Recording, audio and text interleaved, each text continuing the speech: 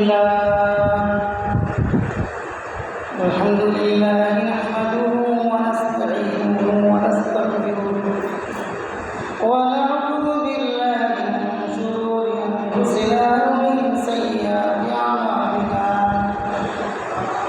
من يهد الله فلا مضل له ومن يضلل فلا هادي له ونشهد أن لا إله إلا الله وحده لا شريك له وأشهد أن محمدا عبده ورسوله أما بعد فأعوذ بالله من الشيطان الرجيم بسم الله الرحمن الرحيم يا أيها الذين آمنوا لا تقدموا بين يدي الله ورسوله واتقوا الله إن الله سميع عليم يا أيها الذين آمنوا لا ترفعوا أصواتكم فوق صوت النبي ولا تجهروا له بالقول كجهر بعضكم لبعض أن تحبط أعمالكم وأنتم لا تشعرون قال رسول الله صلى الله عليه وسلم المرء مع خليله فلينظر من يخالف أو كما قال عليه الصلاة والسلام وقال عليه الصلاة والسلام المرء مع من أحب الحمد لله আল্লাহ তাবারক ওয়া তাআলার দরবারে লাখ কোটি শুকরিয়া যে আল্লাহ তাবারক ওয়া তাআলা আমাকে আপনাকে আমাদের সকলকে সুস্থ সবল রেখে আমাদের সকলকে আল্লাহ তাআলার মসজিদে নিয়ে এসেছেন এই জন্য সবাই শুকরিয়া আদায় করি আলহামদুলিল্লাহ। কোরআনে কারীমের 114টি সূরা অন্যতম সবচেয়ে বেশি যে সূরাটার মধ্যে হুকুম নাযিল হয়েছে, বিধান নাযিল হয়েছে, সেই সূরাটার নাম হচ্ছে সূরাতুল হুজুরাত। হুজুরাতুন এক বছর, হুজুরাতুন বহু বছর, একই কক্ষের মধ্যে অথবা একাধিক কক্ষের মধ্যে। নবী সাল্লাল্লাহু আলাইহি ওয়াসাল্লাম যেহেতু স্ত্রী ছিলেন একাধিক, কক্ষ ছিল একাধিক, এই জন্য একাধিক কক্ষের ভিতরে ঘটনার অনেকগুলি বিষয় এখানে নিয়ে এসেছেন। তার মধ্যে প্রথম দিকের কিছু বিষয় আমি আজকের আলোচনা নিয়ে আসবো ইনশাআল্লাহ। আল্লাহ তাবারক ওয়া তাআলা কোরআনে কারীমে সূরা হুজুরাত মধ্যে আয়াত বলেন, ইয়া আইয়ুহাল্লাযীনা আমানু লা তুকদ্দিমু বাইনা ইয়াদাইল্লাহি ওয়া রাসূলিহি ওয়াত্তাকুল্লাহ ইন্নাল্লাহা সামিউন আলীম। এই বান্দারা তোমরা আল্লাহ এবং রাসূলের সামনে অগ্রগামী হইও না। ওয়াত্তাকুল্লাহ, তোমরা আল্লাহকে ভয় করো। ইন্নাল্লাহা সামিউন আলীম, নিশ্চয় আল্লাহ তাআলা শ্রবণ করছেন, শুনেন। আল্লাহ তাআলা অধিক শ্রোতা এবং অধিক জ্ঞানবান। কোরআনে কারীমে এই আয়াত এবং পরবর্তী আয়াত, ইয়া আইয়ুহাল্লাযীনা আমানু লা তারফা'উ আসওয়াতাকুম ফাওকা সাওতিন নাবী ওয়া লা তাজহারু লাহু বিল কওল কাজারি বা'দিকুম লিবা'দিন আন তাহবাতা আ'মালুকুম ওয়া আনতুম লা তাশউরুন। এই বান্দা তোমরা তোমাদের আওয়াজকে উঁচু করো না, তোমাদের আওয়াজকে বড়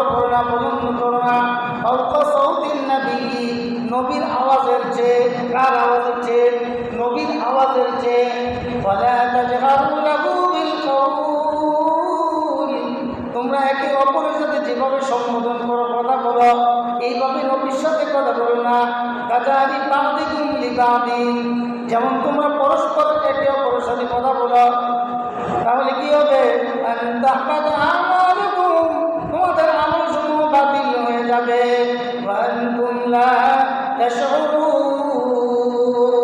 তোমরা টের পাবে না, তোমাদের আমলগুলি বাতিল হয়ে যাবে, তোমাদের আমলগুলি বাতিল হয়ে যাবে। এই আয়াতের প্রেক্ষাপট কি? এই আয়াত কয়ে নাজিলের কারণ কি?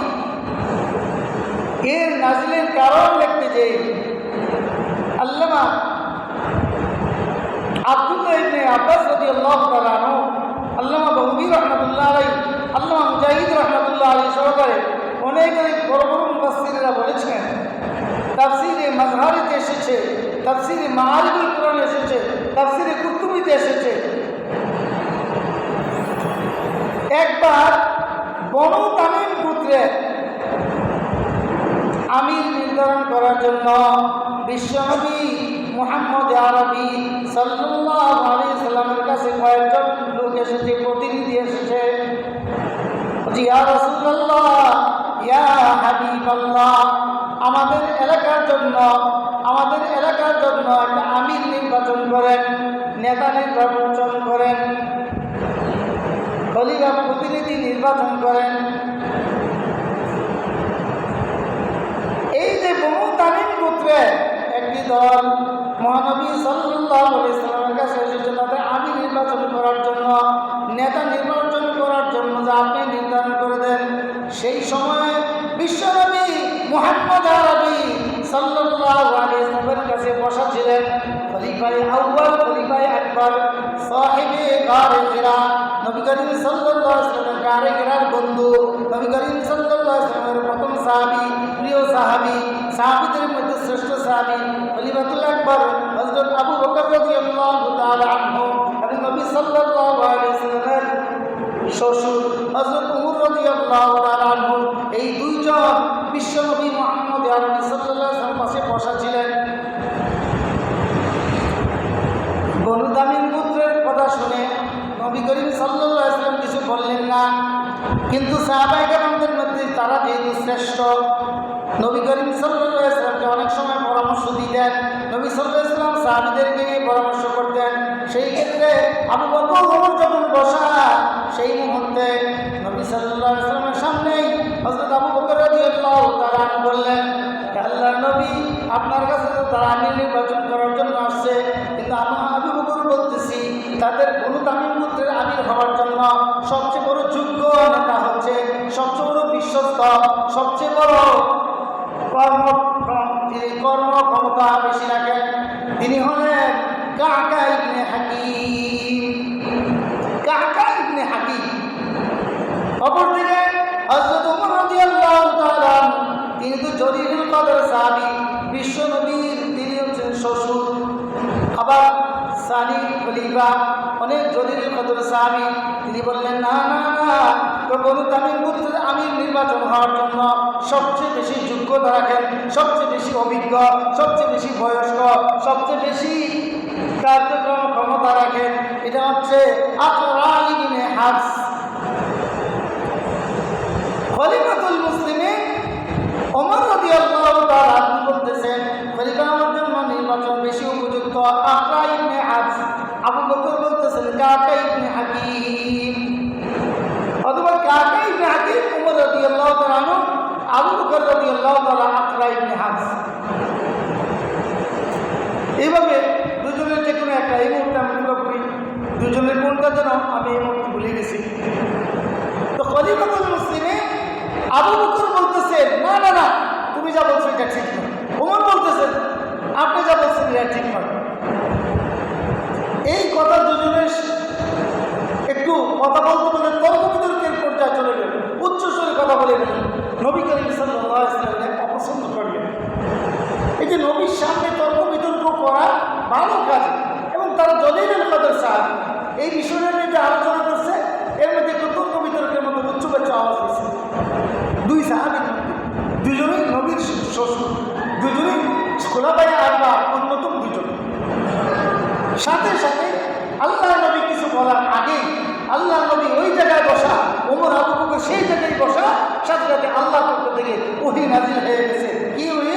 ইয়া আইয়ুহাল্লাযীনা আমানু লা তুকদ্দিমু বাইনা ইয়াদাইল্লাহি ওয়া রাসূলি। হে ঈমানদাররা, তোমরা আল্লাহ এবং রাসূলের সামনে অগ্রবর্তী হয়ো না। দেখো আল্লাহ কি সিদ্ধান্ত হয়, নবীর কি সিদ্ধান্ত হয়, নবীর কাছে আসছে, নবীর কাছে কি সিদ্ধান্ত শুনবে। তোমরা কেন আগে আগে শুরু করে দিছ যে আকরা ইবনে হাফস বেশি উপযুক্ত, আর তুমি বলতেছো কাকা ইবনে হাকিম বেশি উপযুক্ত।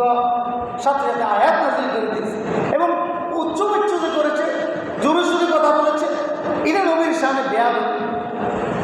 এই জন্য আয়াত নাযিল হয়েছে, লা তারফাউ আসওয়াতাকুম, হে ঈমানদারগণ, তোমরা তোমাদের আওয়াজ উঁচু করো না, বন্ধ করো না, ফাওকা সাওতিন নবী, নবীর আওয়াজের চেয়ে,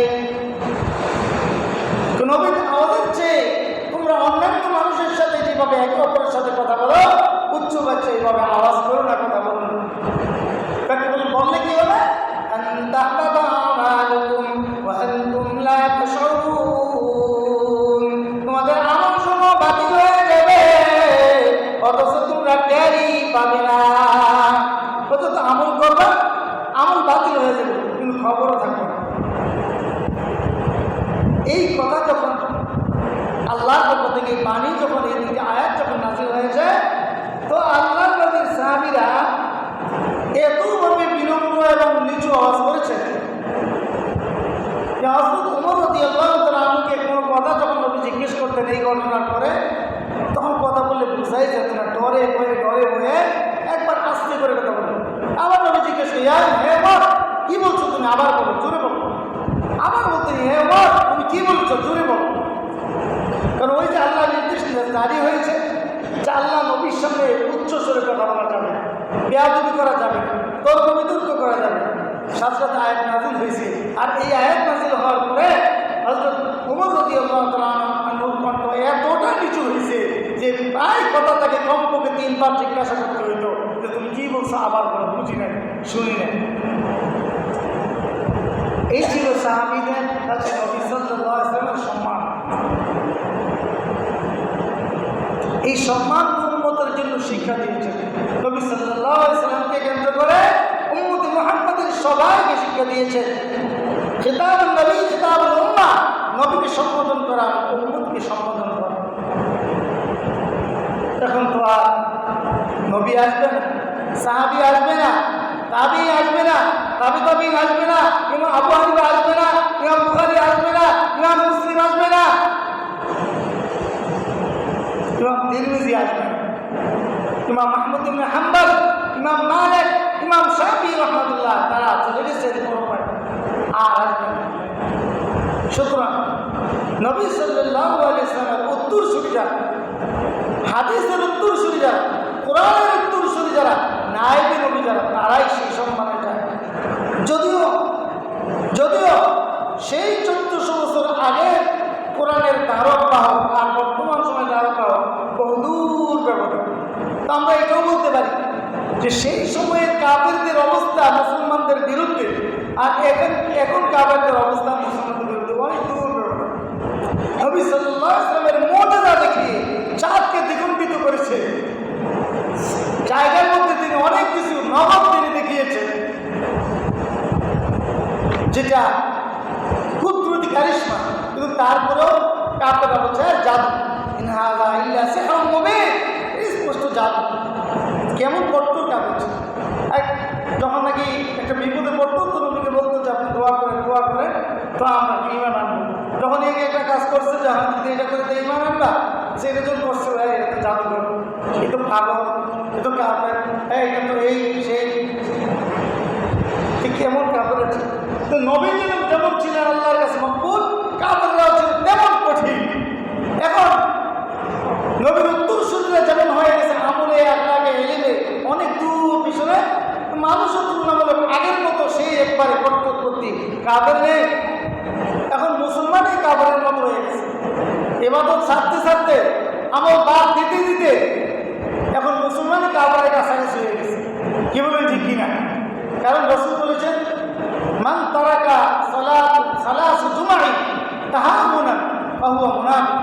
বলছে পরপর 3টে জমা যদি অলসতা করে কোনো মুসলমান ছাড়ে, সে মুনাফিকের 1 নম্বর কাতারে অবস্থা মুশরিকদের থেকে মারাত্মক। কি বলেন, পরপর 3 দিন জমা পড়ে না, বছরে জমা পড়ে না, এমন মানুষ চোখে আপনার চোখের সামনে নাই? বছরে আসে। আর নবী বলছেন 3 দিন জমা যদি অলসতা করে বাদ দেয় তাহলে সে খাঁটি মুনাফিক, খাঁটি মুনাফিক।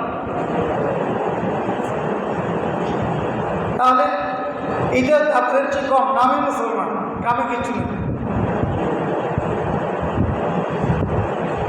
রাসূল করিম সাল্লাল্লাহু আলাইহি ওয়াসাল্লাম আমাদেরকে শিখিয়ে দিয়েছেন। নবী সাল্লাল্লাহু আলাইহি ওয়াসাল্লামের উপরে আয়াত নাযিল হওয়ার পরে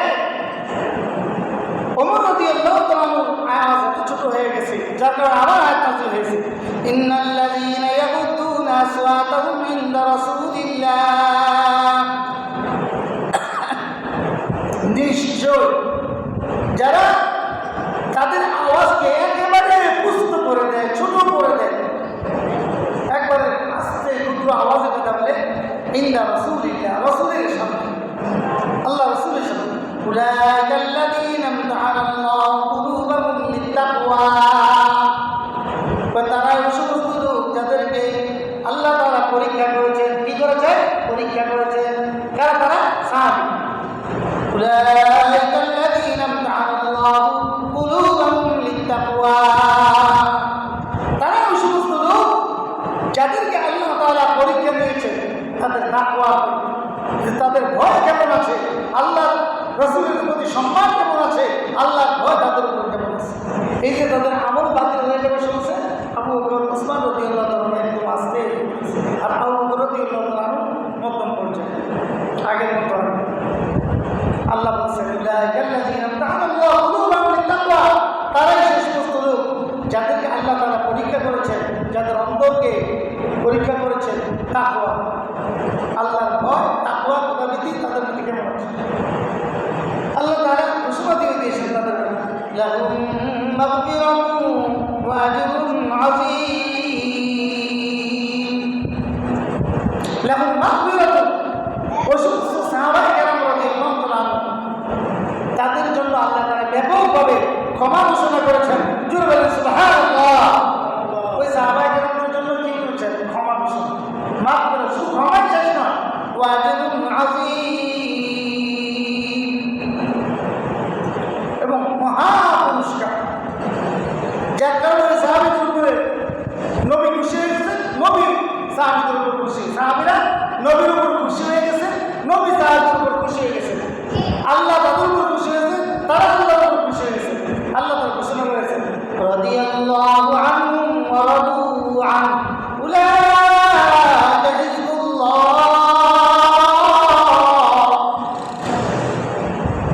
আল্লাহ তাআলা তাদের উপর খুশি হয়ে গেছে। উলাইকা হিজবুল্লাহ, তারা হচ্ছে আল্লাহর দল। আলা হুমুল মুফলিহুন,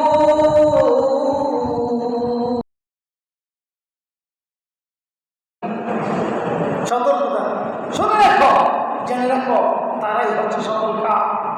জোর বলে সুবহানাল্লাহ। তারা কি কাম? সফল কাম। তারা পরকালে সফল হয়ে গেছে। সফল হয়ে কি করছেন আল্লাহ তাআলা? যামাইয়াতিল্লাহ ওয়া রাসূলুহু উলাইকা মা'আল্লাযীনা আন'আমা আল্লাহু আলাইহিম মিনান নাবিয়্যিন ওয়াস-সিদ্দীকিন ওয়াশ-শুহাদা'i ওয়াস-সালিহিন ওয়া হাসুনা উলাইকা রফীকা। আল্লাহ এবং রাসূলকে অনুসরণ করছে তারা নবীদের সঙ্গী হবে, শহীদদের সঙ্গী হবে, নাবিয়্যিন ও সিদ্দীকিন, সত্যবাদীদের সঙ্গী হবে, ও সালিহিন, এবং সৎ মানুষদের সঙ্গী হবে। ওয়া হাসুনা উলাইকা রফীকা, সেটা কতই না উত্তম বন্ধু আল্লাহ তাআলা তাদের জন্য হবে।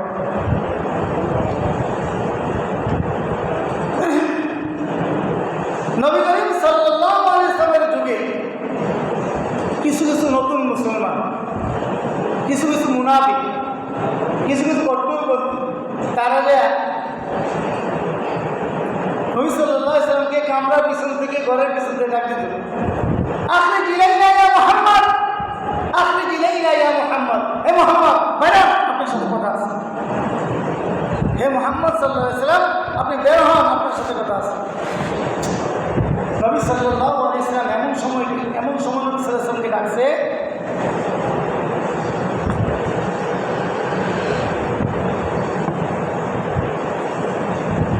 এমন সময় নবী সাল্লাল্লাহু আলাইহি ওয়াসাল্লামকে ডাকছে, এই আখরি দিনেই না ইয়া মুহাম্মদ, মুহাম্মদ সাল্লাল্লাহু আলাইহি ওয়াসাল্লাম বের হন, আপনার সাথে কথা আছে।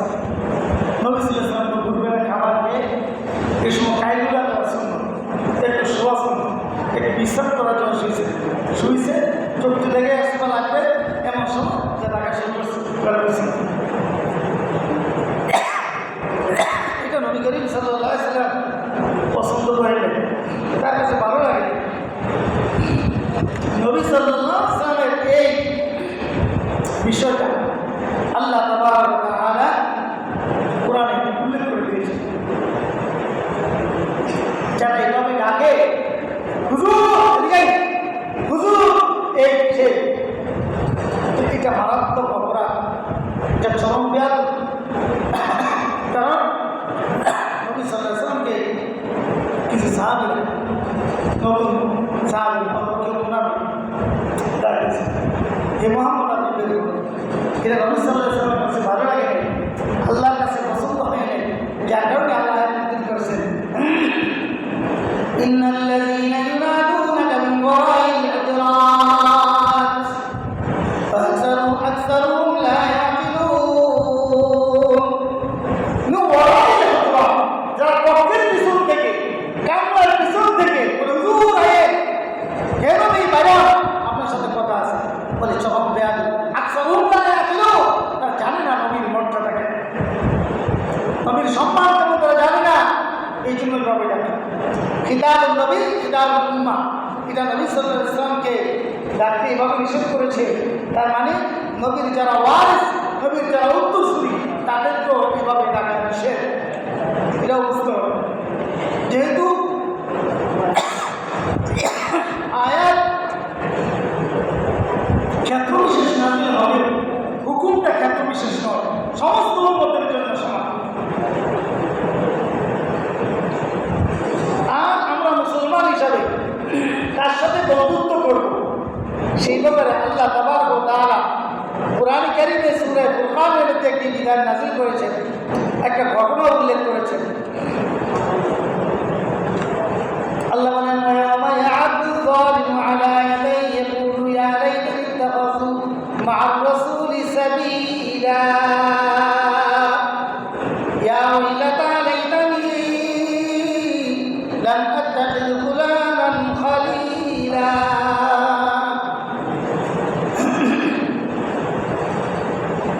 ওয়ায়াউমা ইয়া'আদু যালিমু আলা ইয়াদাইহি, মনোযোগ দিয়ে শুনুন, ওয়ায়াউমা ইয়া'আদু যালিমু আলা ইয়াদাইহি, যারা জালেম, যারা পাপিষ্ঠ, তারা তাদের হাত কিয়ামতের দিন এভাবে কামড়াতে থাকবে, মুখের মধ্যে আঙ্গুল দিয়ে হাত দিয়ে কামড়াবে, কিরমির করবে, আর মাথায় কপালের মধ্যে খালি থাপড়াতে থাকবে, আফসোস করবে।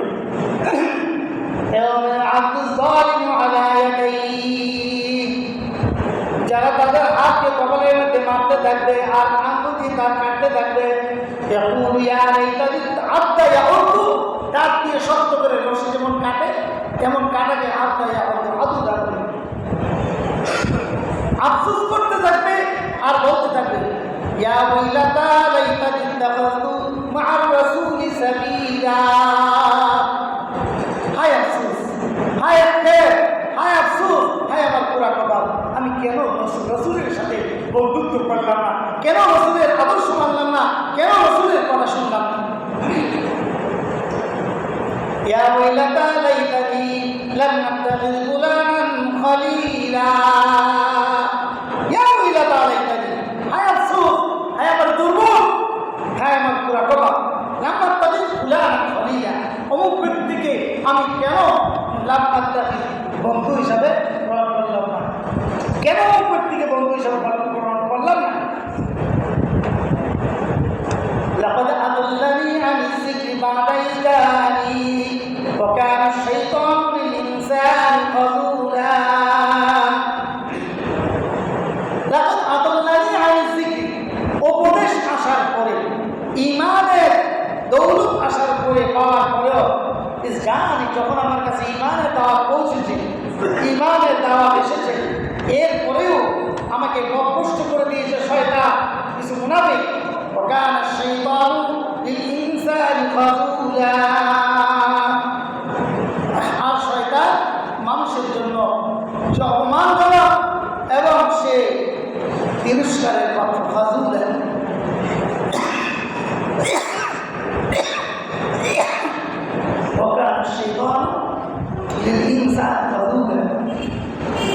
শয়তান মানুষের জন্য তিরস্কারের পাত্র এবং উপহাসের পাত্র। এই আয়াত নাযিলের প্রেক্ষাপট কি? এই আয়াত নাযিলের প্রেক্ষাপট হচ্ছে এই, নবী করিম সাল্লাল্লাহু আলাইহি ওয়াসাল্লাম তিনি যে এতিম ছিলেন, দাদার কাছে চাচার কাছে লালিত হন।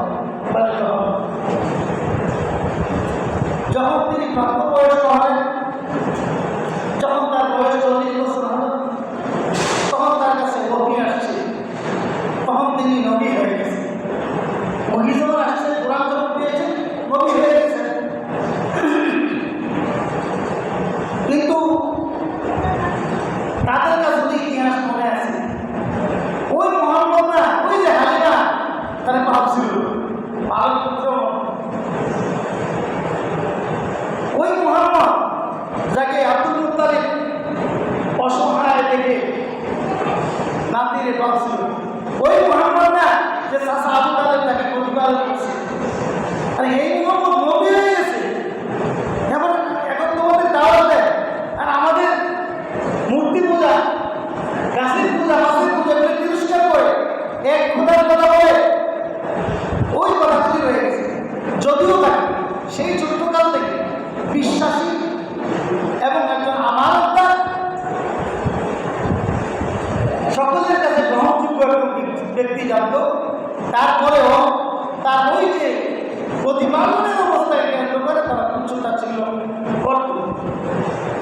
যখন তিনি নবুয়তের নবী হয়ে গেলেন, কালিমার দাওয়াত দিতে থাকলেন।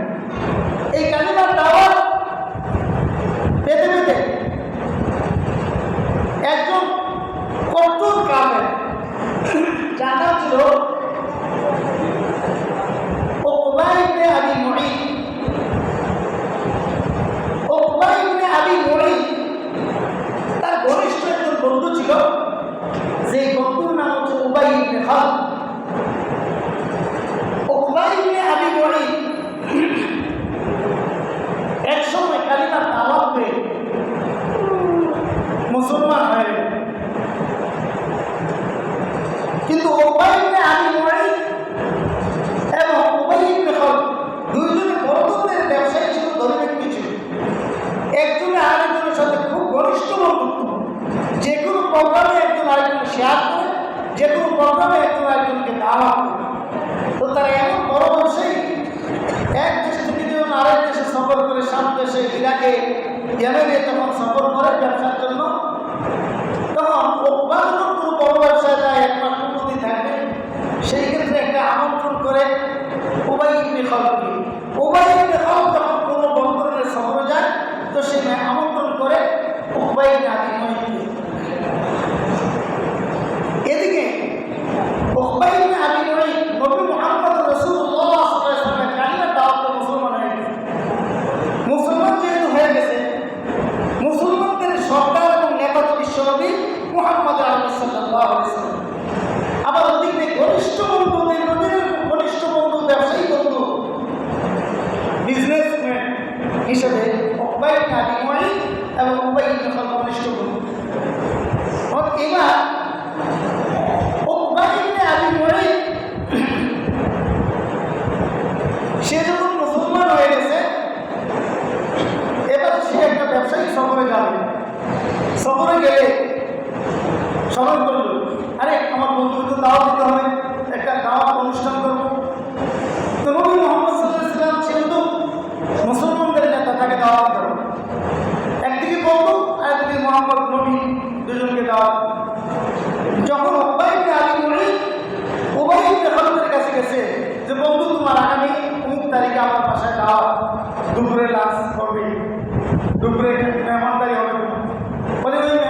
কে কে আসবে? বলে তোমাকে দাওয়াত দিয়েছে অমুক ব্যবসায়ীকে দাওয়াত দিয়েছে, অমুক ব্যবসায়ীকে, অমুক নেতাকে দাওয়াত দিয়েছে, এরা মোহাম্মদকে দাওয়াত দিয়েছে। মোহাম্মদকে দাওয়াত দিয়েছ?